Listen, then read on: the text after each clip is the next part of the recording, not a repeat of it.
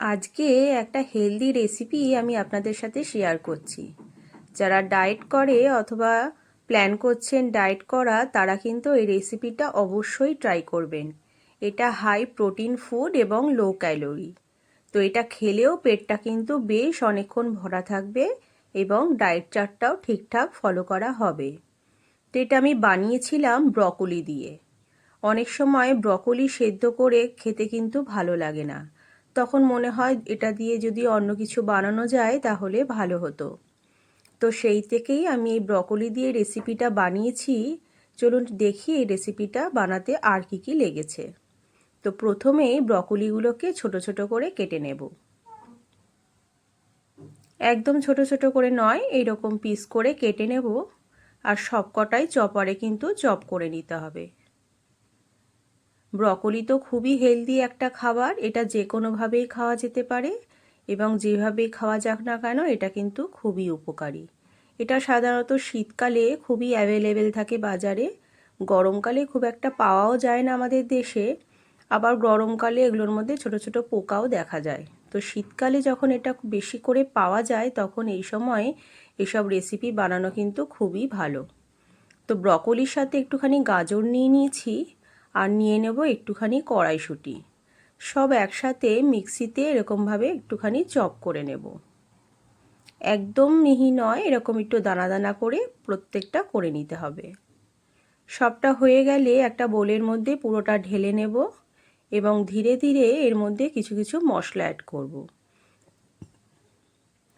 দেব সামান্য নুন, একটুখানি কাশ্মীরি রেড চিলি পাউডার, ধনে গুঁড়ো, একটু হলুদ গুঁড়ো, গোলমরিচ গুঁড়ো, আর দিয়ে দেব 1 চামচ মতো বেসন। কুচনো কাঁচা লঙ্কা অ্যাড করব। যদি ঝাল খেতে পছন্দ না করেন তাহলে এটা স্কিপ করতে যাবেন।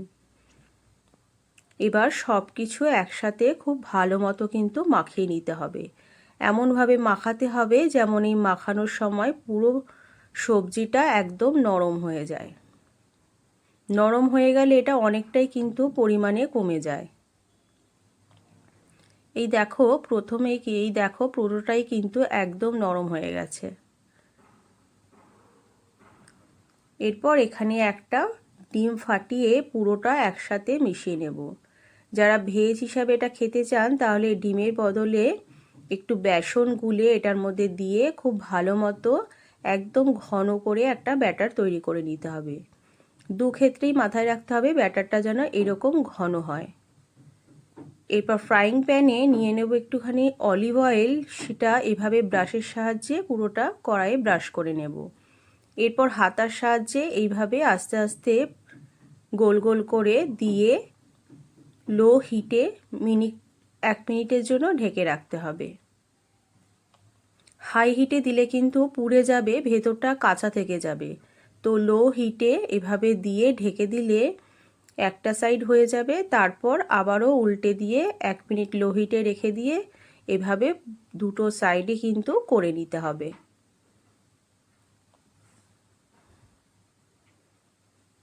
এটা শুধু ডায়েটের জন্য নয়, অনেক বাচ্চারা সবজি খেতে পছন্দ করে না, তাদেরকে যদি এভাবে দেওয়া যায় তারা কিন্তু এটা খুব ভালোবেসেই খাবে এবং বুঝতেও পারবে না এটা কী দিয়ে বানানো হয়েছে।